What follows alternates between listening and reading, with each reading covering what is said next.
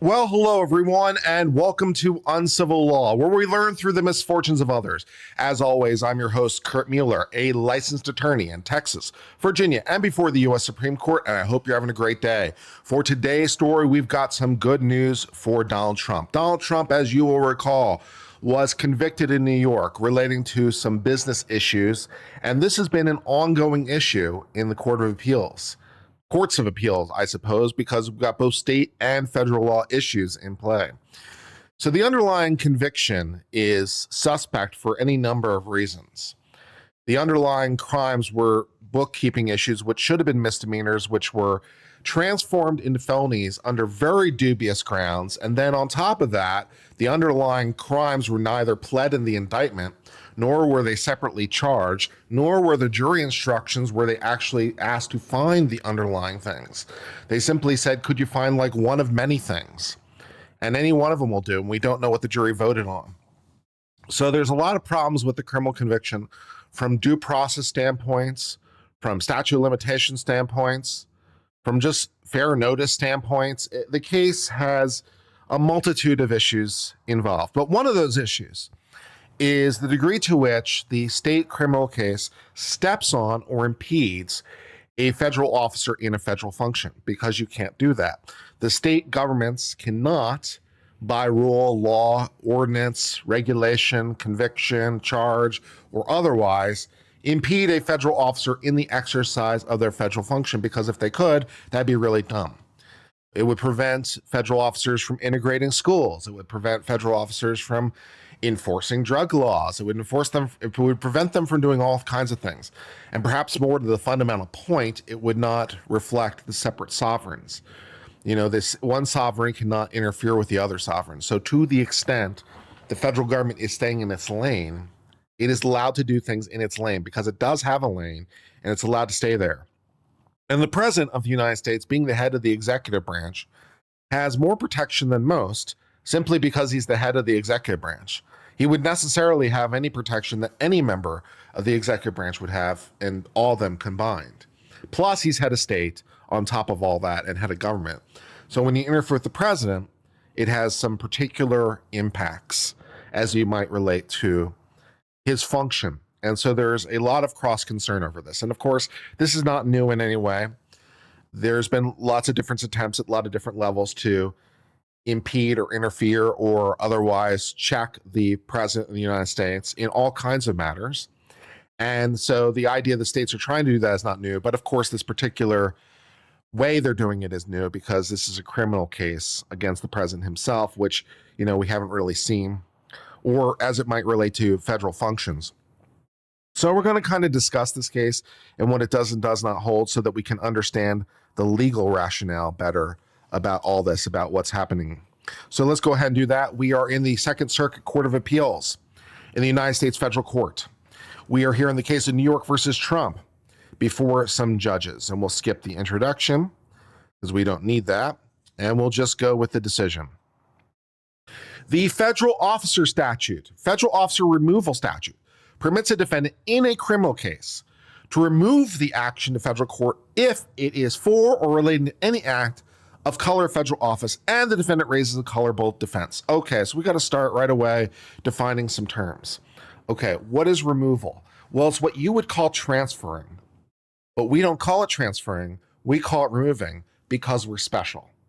But all we did is we took a state case and we took it from one course to another course, like a transfer. You know, please hold, let me transfer you.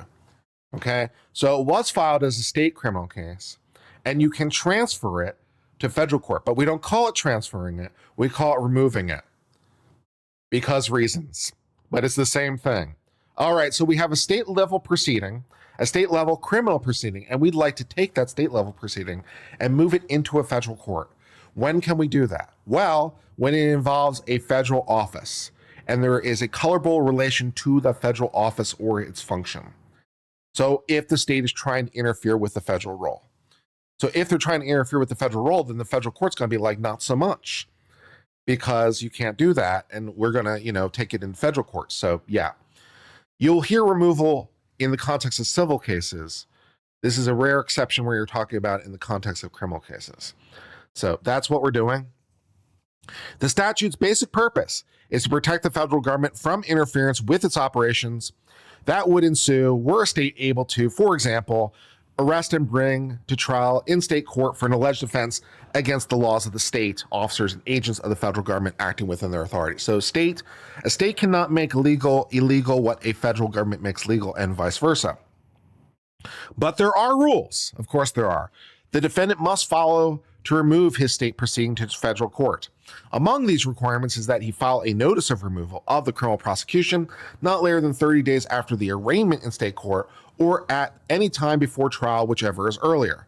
Even this requirement has a little play in the joints, because of course it does. On showing good cause, a federal court may enter an order grant leave to FOTUS anytime. So you're supposed to do it within 30 days, but if you have a good reason, you can file it later. So that's yeah. Okay, moving on. This appeal raises two primary questions. Where the state prosecution of then former, that's a very interesting phraseology, I like that, then former President Donald Trump was removable, that is to say transferable, to federal court based on the federal officer removal statute, and where the then former president showing good cause within the meaning of the law to file notice of his removal well after arraignment, trial, and verdict based on the subsequent decision in Trump. So basically, one of the reasons he wants to do this is there has been an arguable change in the operative law since then. And his case is not final because it has not gone through appeal, right? A case is only truly final once a court of appeals rules, because anything after that's discretionary. So until the court of appeals rule, a decision isn't truly final, okay? So while the case is still alive, there was arguably a change in the underlying law. Namely, the Supreme Court had some fun thoughts as it relates to presidential immunity. You might remember those fun thoughts. And so Donald Trump is like, okay, because the Supreme Court has provided these new exciting thoughts on the issue of presidential immunity, I would now like to take this issue to federal court as to my underlying criminal case because, well, the law has just changed out from under me. And so I need to change my operative theory of law. So can I please take it to federal court now because I have a basis to do that? It's a pretty good argument to take it, right? Okay. Because the district court does not appear to have considered the important issues relevant to removal, we vacate, which is to say we pretend like it doesn't exist and remand. So we didn't, strictly speaking, reverse. We told the federal, we struck it out of existence and told the federal court below to give it another try. So we didn't say you're wrong, and we didn't say you're right. We said give it another go. Okay. All right, let's read the instructions. All right. In March of 2023, the New York State grand jury indicted then former President Trump on 34 counts of falsifying business records, which in the first instance should have been misdemeanors that were magically made felonies through various means that are still legally suspect, in the first degree in connection with actions taken before his presidency. The indictment alleged that Trump orchestrated an illegal scheme to influence the 2016 presidential election by directing his personal lawyer to pay $130,000 to an adult film star to prevent her from publicly revealing a sexual encounter with Trump. Trump sought to remove the criminal case, which again is just, we're going to call it's transferring, but we don't call it transferring. Trump sought to transfer the criminal case against him to federal court by filing a notice of removal under the federal officer removal statute. The district court remanded the case because it determined the case fell outside the scope of the protection. So he tried to take it to federal court, and the district court said, no, not so much, back to state court with you. And then Trump didn't appeal that at the time. Following a nearly 7-week trial in state court, a jury convicted Trump on all 34 counts against him in ways that are again suspect given the underlying indictment, the charging presented to the jury instructions, and many other issues. There are several notable concerns in the case. On July the 1st of 2024, after Trump's conviction but prior to sentencing, the United States issued a decision in Trump versus United States. In Trump, the court held that the president is absolutely immune from criminal prosecution for conduct within his exclusive sphere of constitutional authority. Separation of power principles, the court further explained, necessitate at least a presumptive immunity from criminal prosecution for acts within the outer perimeter of responsibility. Yeah, we're still trying to figure out exactly what that means, but it makes sense, at least initially. The idea that the Trump, that, okay, so we're basically in Youngstown Steel, is basically what we're doing, except now criminal law. So if it's core presidential power that that Congress cannot take away, what the Constitution gives the president, the Congress can't make illegal. That doesn't make any sense. So the president has the power to pardon. So they can't be like, oh, it's illegal now. That doesn't make sense. No, it's not. It's legal, right? Constitution makes it legal. So that's one scenario, right? It's core presidential power. So it must be legal. So if it must be legal, it can't be illegal. So therefore, there's immunity. I don't even know if immunity is the right word for it. Although immunity is just like a mechanism to prevent us from the cumbersome act of going to trial. I don't know if immunity is exactly correct. It's more like it's just not within the scope of the law. Or you could even phrase it differently and talk about it being legal excuse if you want to phrase it a different way. Because if you have a statute that makes something illegal, and then you have a different statute that makes it legal under certain circumstances, that can be considered a legal excuse, for example. It's like, I didn't break the law because I had permission, right? So you could view it as immunity. You could view it as legal excuse. You could view it as not being within the scope of the law at all. But, no matter how you phrase it, what the Constitution makes explicitly legal, Congress can't make illegal. And then as to like the stuff that is, not quite as clear, well, presumptive immunity makes sense because he's going to be exercising function relative to the power Congress gave him. So presumptively immune sounds right. So, okay. More relevant here, the Supreme Court also held that even where an indictment alleges only unofficial conduct, prosecutors may not introduce evidence of immune conduct. So that's another thing, right? So even if you're only charging him for things for which he does not have immunity, you cannot bring into evidence things for which he has immunity, because that, again, makes sense. This is also similar to what we were talking about with Maya Kowalski and why that trial got reversed, right? J. Hatch has immunity under statute, or they have permission under statute. Take your pick. And what the statute gives them can't be used as fodder against them. That doesn't make any sense. It's like, yes, you did a whole bunch of legal things, but look at how mean you were in the legal things you did. But they were legal. You can't use the fact that you think I'm a bad person if I'm doing legal things, right? I mean, my morals are not really at issue here. What's relevant is what I'm doing. So you can't introduce into evidence things for which I have immunity. That wouldn't make sense.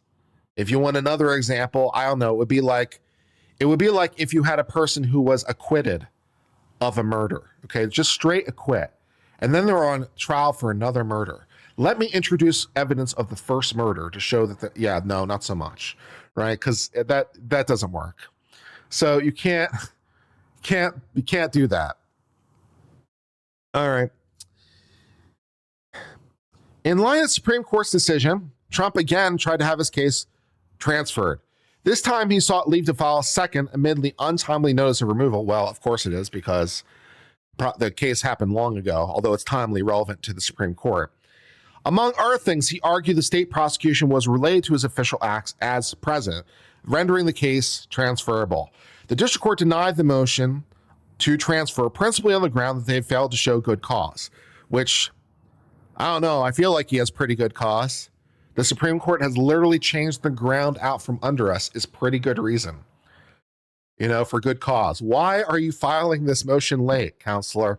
Well, the Supreme Court just changed the law just now, so I didn't really have the opportunity to file it earlier because it wasn't the law before, but it is now.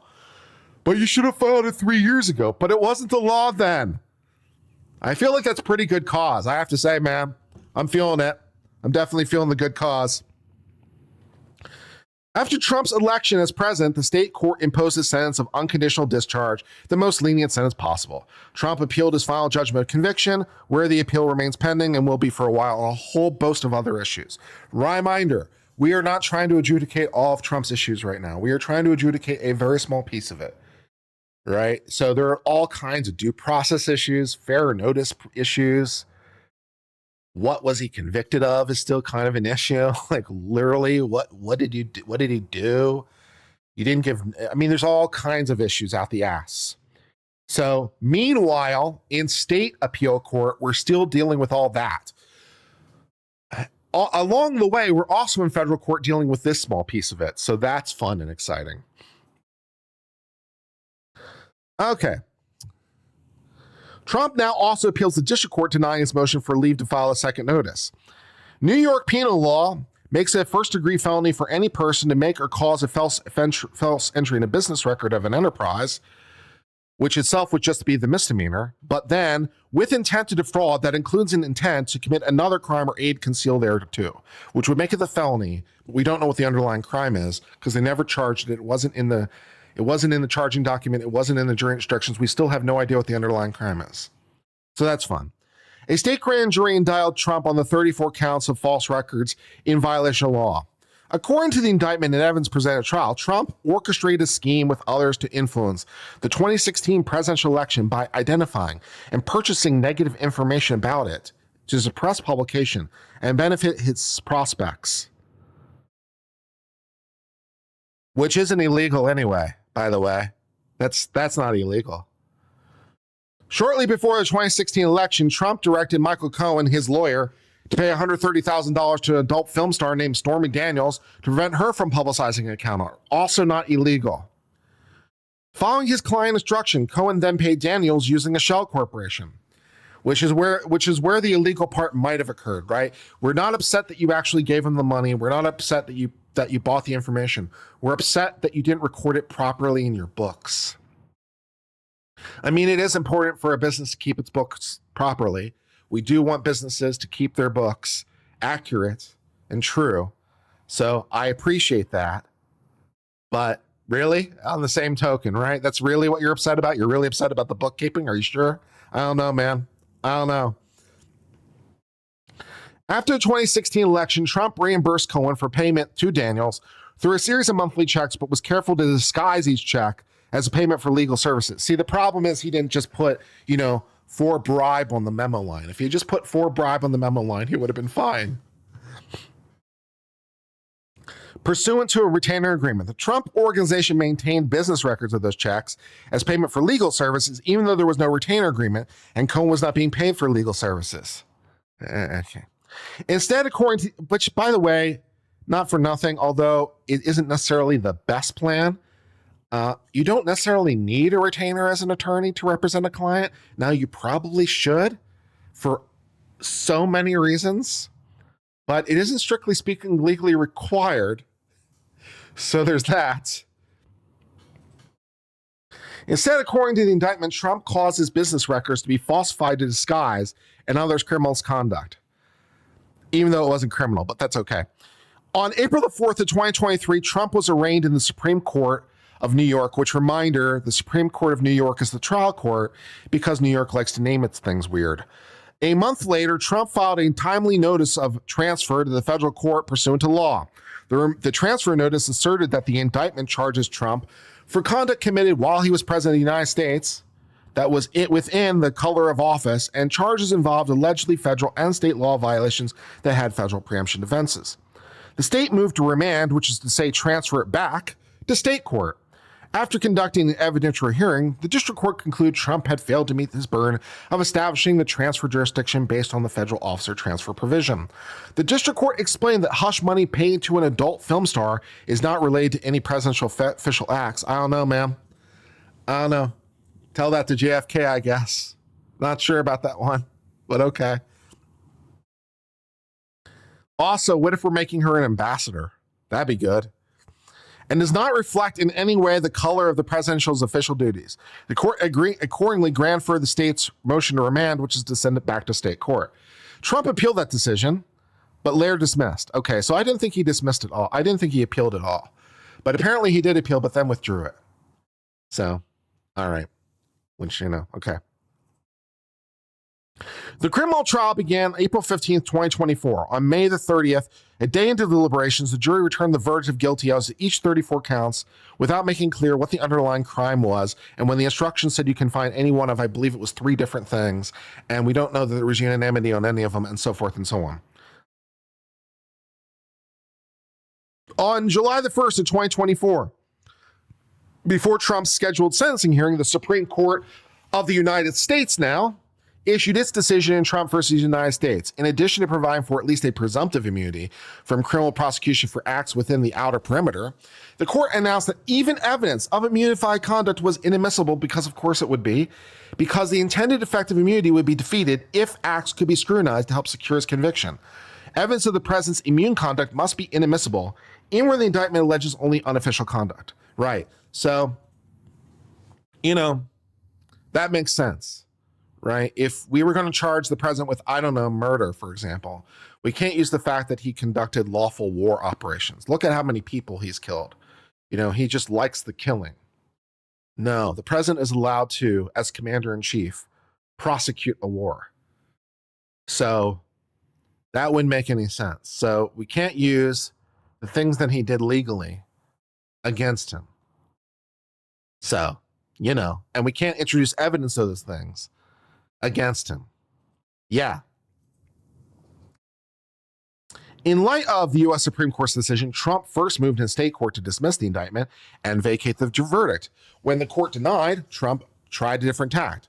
Relying on the law, he filed a second notice to transfer into the district court nearly 2 months after the Supreme Court issued its decision. But the relevant law, which governs procedures, provides notice shall be filed not later than 30 days after arraignment or any time before trial, whichever is earlier, except for good cause, which I feel like we've got. The district court initially rejected Trump's second notice because he had not been granted the statutory required leave to file untimely. On September 3rd, 2024, however, Trump corrected the error and filed a motion to leave to file the second notice out of time. So he filed it without a motion to file late. Yeah, so he just filed initially, but he didn't file the motion, can I please file late? So they're like, you didn't file the motion. Fine, I'll file the motion. Okay, and now we're up on that. The district court denied the motion in the brief order issued the same day. Well, that really just shows the utmost consideration by the district court. I mean, wow. That's just really thorough consideration on this pretty novel, or at least new, issue of law, right? Because the Supreme Court just issued its ruling yesterday, basically in legal time. But that's okay. The district court completely understands the Supreme Court's ruling, even though, incidentally, there's no precedent on it that's since interpreted it. It completely understands it and is able to, the exact same day, completely adjudicate all the issues remaining. That is just great work, right? This isn't the blackest of black letter law that's been in place for 400 years. And so, of course, we all know the answer. We knew the answer 2 centuries ago. What the fuck are you talking about? No, this district court is just really good. They could do this even with law that the ink is not yet dry on. That is just really impressive. Wow, district court really showing thoughtful consideration on that one. That's just great. Really great. Describing many of the challenges to state issues as issues for the state appeal court, which, to be fair, a lot of them are, but not all of them, the district court concluded that Trump had failed to show good cause. Really? Really? You couldn't think of any reasons? I know the statute says you have to file within 30 days of being indicted or before trial, whichever is earlier. But you can't think of any good cause.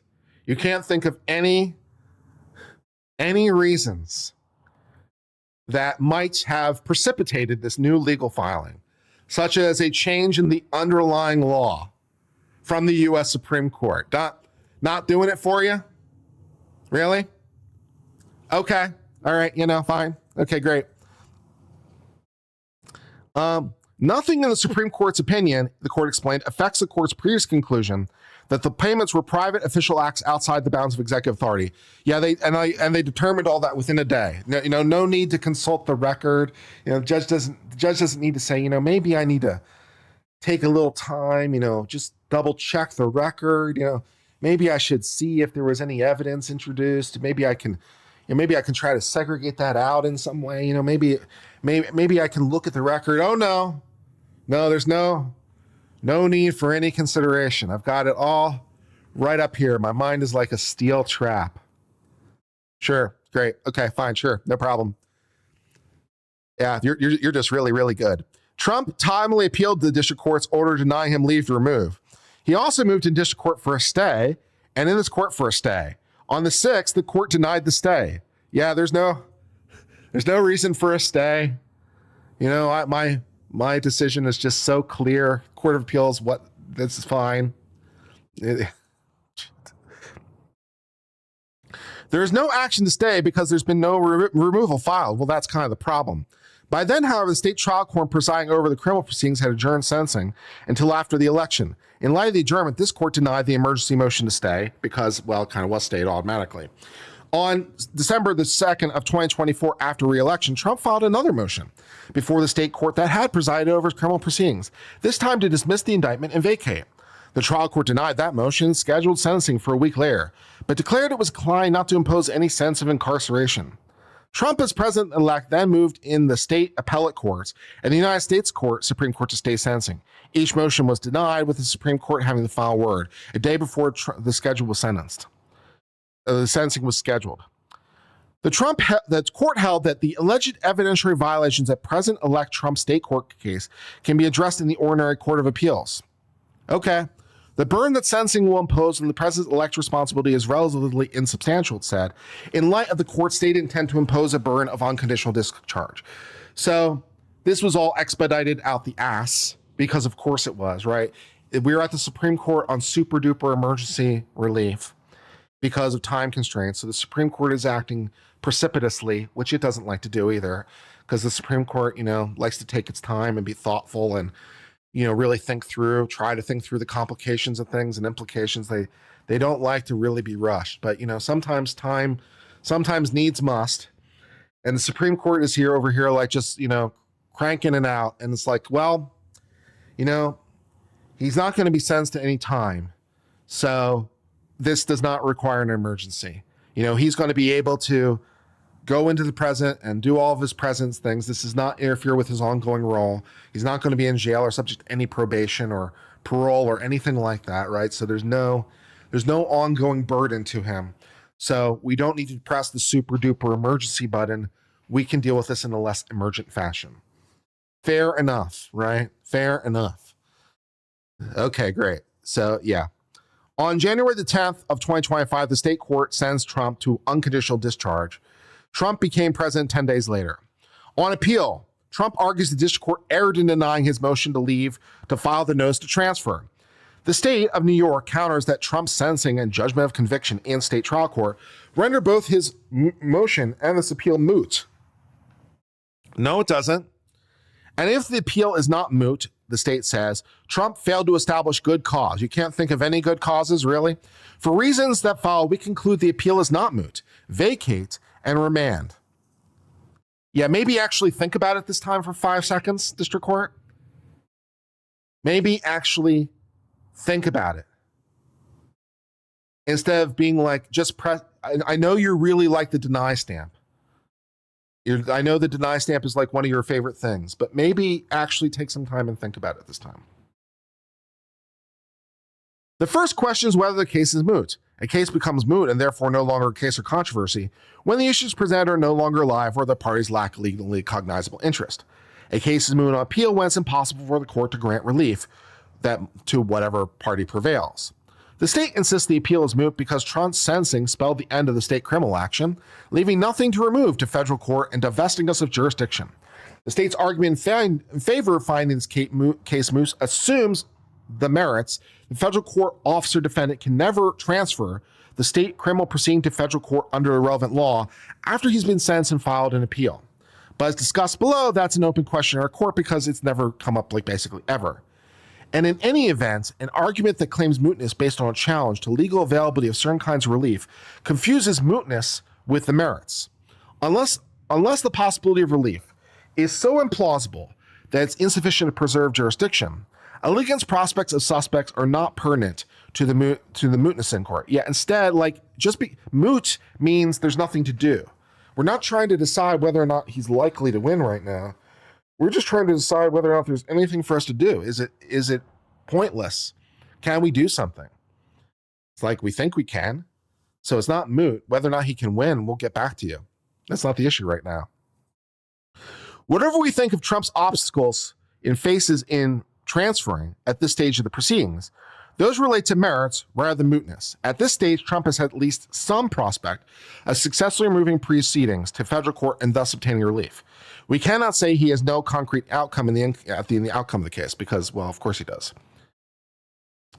On the merits, the principal question presented is whether the district court erred in denying the motion to file an untimely notice of removal. We review that for abuse of discretion. A district court abuses or exceeds discretion accorded to it when the decision rests on an error of law, such as application of wrong principle, or clearly erroneous factual finding, or its decision cannot be located within the permissible decisions. In other words, if the court below is batshit crazy.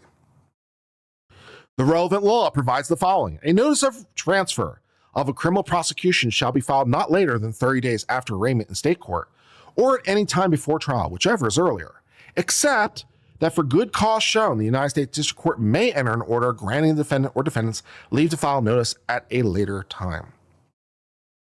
Although the parties have been focused on their attention of the good cause language shown, there remains a question as to whether a federal officer can ever remove a state criminal proceeding to federal court after he's been tried and judgment is erred. As already noted, this question relates to the merits, and there may be viable arguments from either side. The relevant statutory language either permits removal even at this late stage or plainly prohibits it. Well, it's not like it's the first time he's ever raised the issue. He raised the issue before. He's just renewing an earlier motion. The fact that the trial court has acted fast to get its conviction on the books doesn't seem like it should be a bar, right? That seems a little odd, right? The trial court is able to do a conviction so fast that the federal officer can't get the federal court fast. They just do it in one, as you might say. Then it doesn't really make sense to be like, okay, well, now that the sentencing is done, you can't go to federal court. If we get indicted, tried, convicted, and sentenced all in the same day, by a sufficiently motivated court somewhere, it doesn't really make sense to say that you can't remove, because that would just incentivize them to do all those things, right? It's like that would never happen. It would happen if you incentivize them to do it, right? If the rule is, okay, you can't ever do this once the sentence is final and the state wants to fuck with a federal officer, what is their incentives, right? Their incentives are to make it as fast as can be so the federal court doesn't have time to act. So, yeah, all that stuff.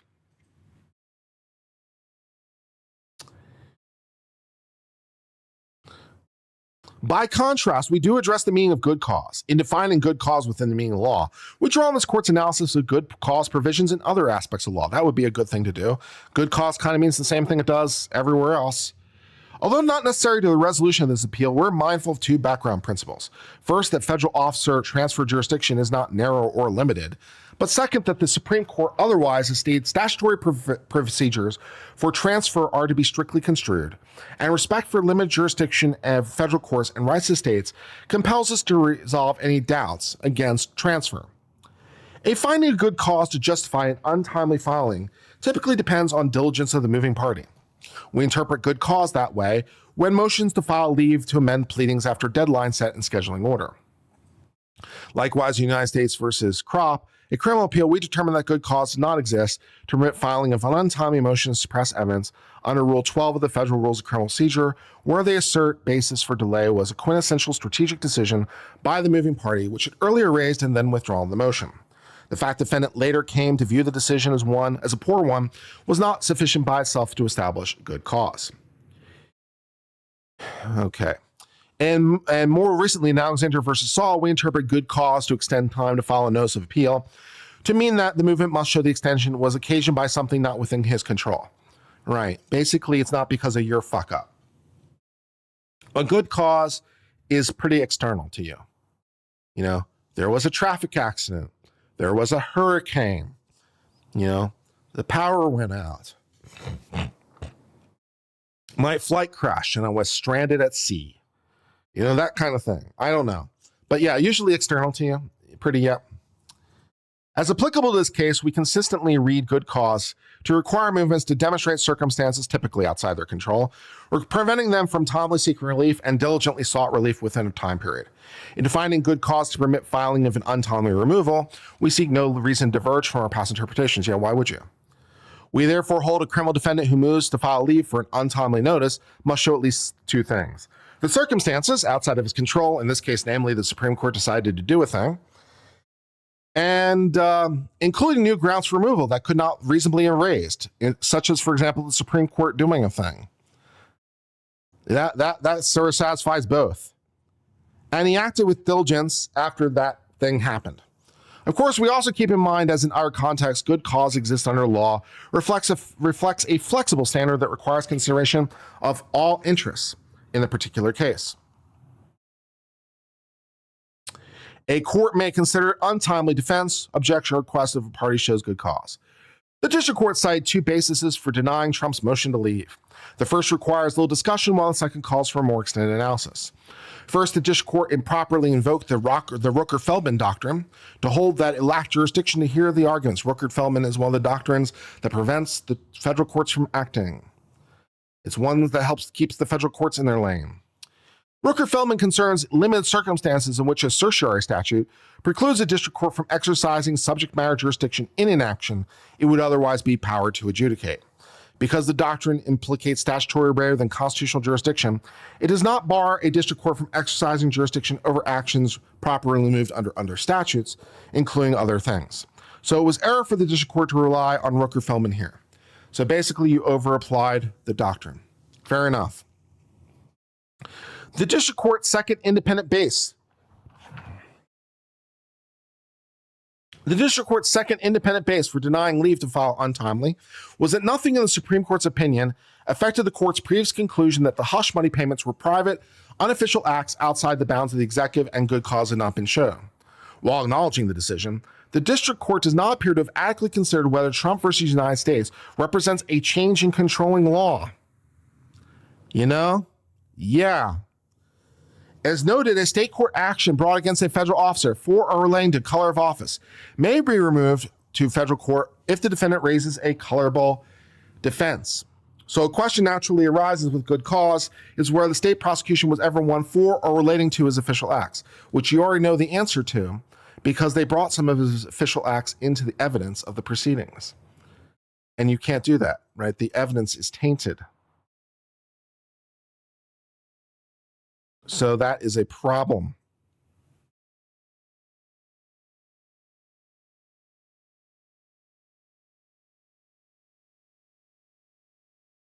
Okay. Moving back. All right.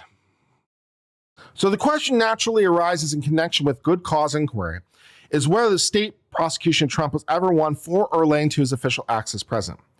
In urging that we find the answer yes, Trump claims that the state improperly relied on trial at least three categories of official acts evidence later precluded by the Supreme Court.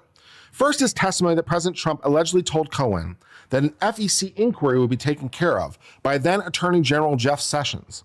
Second is testimony from Hicks concerning private conversations with President Trump regarding matters of public concern relating to Cohen and his activities, which occurred in the Oval Office while Hicks served as White House Communication Director. And third is evidence of official statements by Trump in 2018 via Twitter regarding matters of public concern. By offering these official acts evidence, Trump contends the state made their case one that related to acts under the color of his presidency.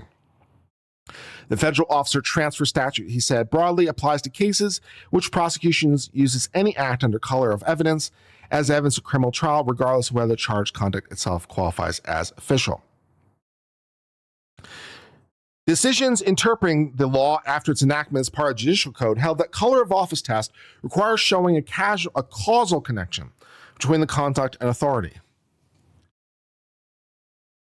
The Removal Clarification Act, which permits removal of actions for or relating to color of office, The 2011 amendment we recognize was intended to broaden the universe of acts that enabled the federal officers to bring cases to federal court. At the same time, we rejected the assertion that the causal nexus requirement recognized in pre-2011 cases was abrogated by the amendment. So it might have broadened it, but it still has to be related to it.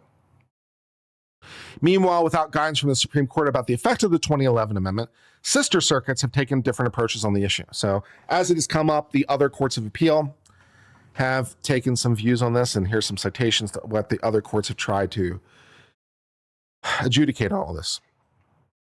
Whether Trump versus United States constitutes a new road for transfer turns initially on whether any of the three categorized challenges relates to immunity of official acts. If so, there remains a question whether admitting the evidence transformed the case against Trump into one that relates to acts within the meaning of the amended statute. So, fair enough. So but there's things to actually consider now, right? So one is, did we introduce improper evidence? Two is, can we fix it without a new trial? Sometimes the answer to that question is yes, right? Because you can strike it out. You can strike the relevant testimony and say, would a jury still have convicted without that? You can do that a lot. Although sometimes the evidence is so prejudicial that you can't do that.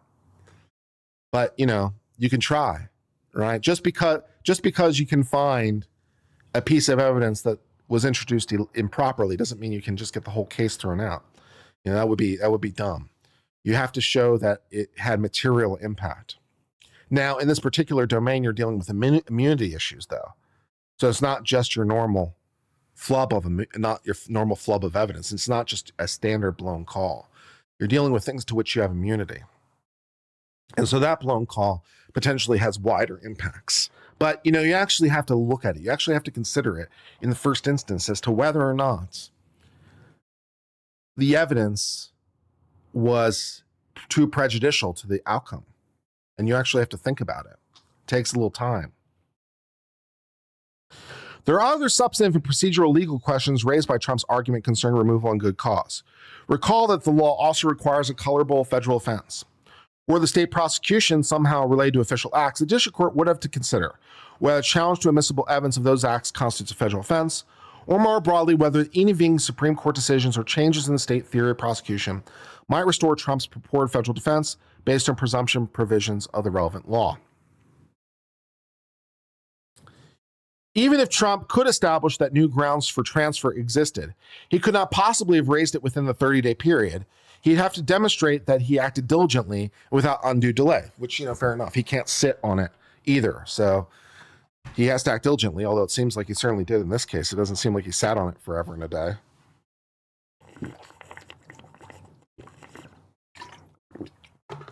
Otherwise, he'd be unable to show good cause for untimely filing.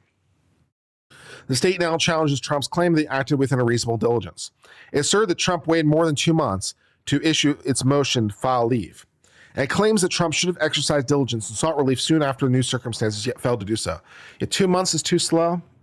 Man, Trump counters this delay was reasonable because the 2-month period between the Supreme Court decision and filing of the motion for leave to file a second notice coincide with the tumultuous presidential campaign and other urgent legal matters requiring attention of his legal team. Also, I believe he first filed for stuff in state court first before going to federal court, so that seems like he's pursuing the matter with diligence. At oral argument, however, Trump acknowledged he could have sought removal immediately following the Supreme Court, but opted instead to reasonably give the state judge an opportunity to address it. Right. So that's diligence too, right? I could have gone to federal court right away, but I gave the state judge a chance to do it first. That's diligent. Wasn't sitting on it. I just decided to give them the courtesy of trying to fix it first. Respect. According to counsel, Trump sought removal only after the state court suggested it was likely to reject immunity. In denial of the second leave, however, district court did not address whether he acted diligently. In fact, the district court did not grapple with any of these issues. Yeah, how could it? It issued a decision the exact same day the motion was filed. Again, this is not 400-year-old black letter law.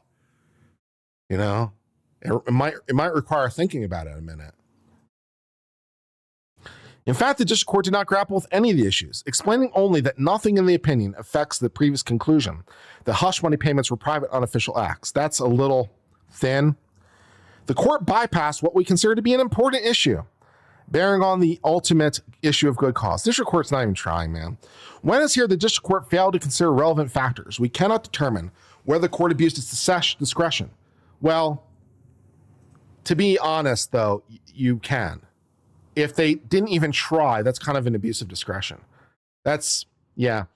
They didn't even, they did, yeah, that's, yeah. The district court abused its discretion. Yeah. This court's usual practice is allow the district court to address arguments in the first instance. Both parties at oral argument helpfully acknowledge that if we were to conclude the district court did not properly exercise its discretion, this court could remand the district court to make a good cause determination. You maybe actually look at it once. Having determined the district court did not address significant issues, we vacate, in other words, strike it off the book, and remand to, actually think about it for once. Specifically on remand, the district court should consider factors relevant to good cause. This presumably would entail closely reviewing the three categories of evidence that Trump claims relates to official acts, and determining whether, in fact, the state's use of such evidence meant his prosecution relates to acts under color of the presidency as contemplated by Trump versus United States. If the district court finds the prosecution is related, it should evaluate both whether Trump has colorable defenses and whether he diligently sought removal. The district court also should determine whether removal under the relevant law is even available at this stage, which it would have to be. We leave it to the able and experienced district judge to decide whether to solicit further briefing from the parties or hold a hearing. We express no view and neither rule nor imply the district court should resolve Trump's motion for leave to file a second removal in any particular way. We simply direct them to actually think about it for 5 seconds. For the foregoing reasons, please try again. Sincerely, your Second Circuit Court of Appeals. Well, that was fun and exciting. Yeah, the district court didn't think about it at all, even a little bit. And the Second Circuit's look, assholes. Okay, you got to at least think about it a little bit. Maybe issue a decision literally the exact same day the motion is filed. Maybe, think about it for half a second on this brand new law.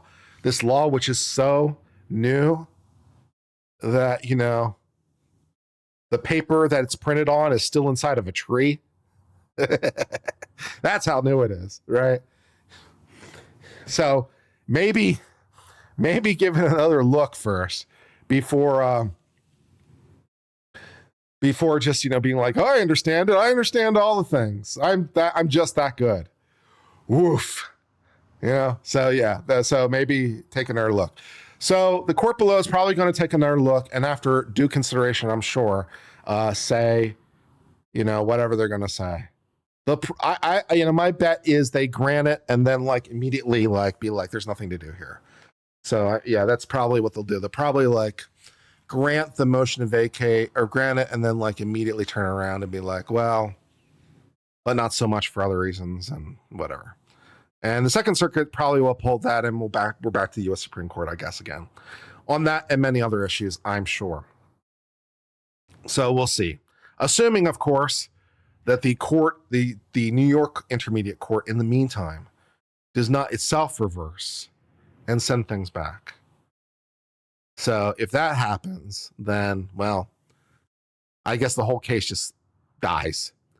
So we'll see if that happens. So a lot of things could happen between now and then, and we'll keep posted. But this was a big victory for Trump, to be sure. It was a very big victory because, all those things. So all that good stuff. What's the news? The news is that Trump won an important federal court ruling that gives him an additional shot at overturning his convictions. So that is the news. Yeah, dear district court, law students could do better. No shit. Yeah, a law student could do better. A law student would actually spend, time thinking about it on this brand new law. Yeah, no shit. Sincerely, Second Court of Appeals. At least we read stuff first. Yeah, I know. Really? I know. It's amazing. Maybe take longer than 5 seconds, on this brand new thing. Yeah. With the implications of the Supreme Court's U.S. versus Trump decision are in no sense clear. That whole intermediate ground is still a big, we don't know about it. We don't really know what the scope of the Supreme Court's decision is. Someone's got to figure it out for the first time. Some district court somewhere has got to figure it out for the first time. No matter what decision they come up with, it will inevitably be wrong.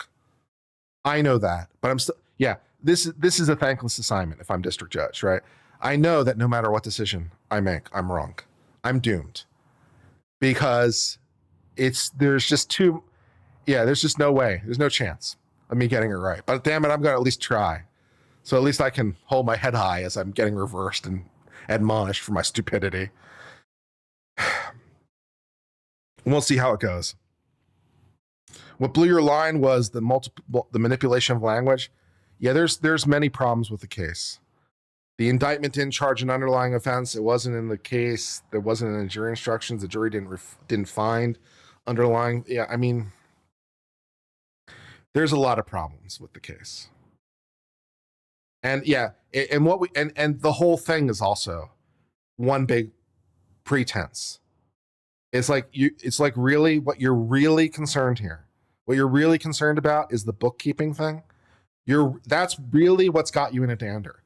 That's just a bridge too far. I'm not saying that corporation books shouldn't be accurate. They absolutely should. Okay, corporation books should be truthful. People should not lie on the corporate books. Okay, and if people do lie on the corporate books, that's illegal. What I am saying is there is no way that this is what they really actually care about. You know, oh my God, this corporation was cooking the books. That's not really what they care about. They're just pretending. So, there's that. Yeah. All that. And then, of course, the bank said that they weren't harmed by the whole thing. So it's a fraud. Well, yeah, it's a fraud that doesn't really hurt anybody, which also isn't really fraud. I guess it's attempted fraud, maybe.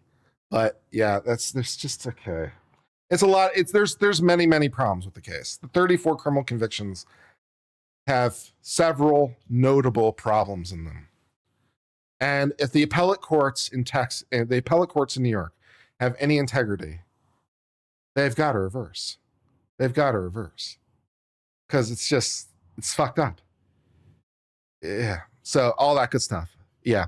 Well, anytime. Anyways, I'm going to sign off for now. I've enjoyed our time together. You've enjoyed our time together. Make sure to hit that subscribe button and all that good stuff. And if there's content you want me to cover, make sure to hit us up on our Discord. I do like hearing your suggestions. I'm going to sign off for now and get back to some other stuff. I'm on civil law. Until later, my friends, for now, cheers for now, my friends, and goodbye.